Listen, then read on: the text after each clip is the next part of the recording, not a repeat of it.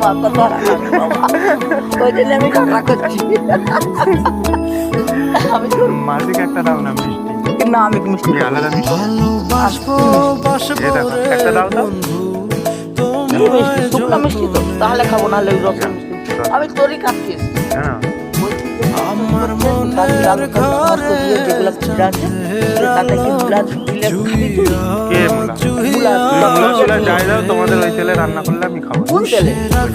না করবে নি, ওরা নিজেরাই করবে নি, তোর মামা বারণ করে জোরে বাপ। আমি কালকে তাকে সাবধান করে এমন কি ওইটা যেগুলো গাঢ় খাচ্ছে হয়ে গেছে। সেটাও তোর মামা খাবে নি।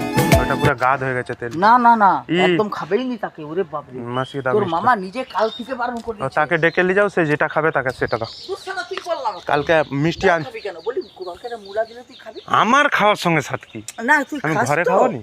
না, তোর মামা বলে গেছে। আজকে আমি আবার কেন? কথাটা জিজ্ঞাসা করছি যে তুই তরকারিটায় মুলা দিলে খাবি কি? হ্যাঁ ব্যাস, মুলা, তাহলে। মুলা তো ভালো জিনিস।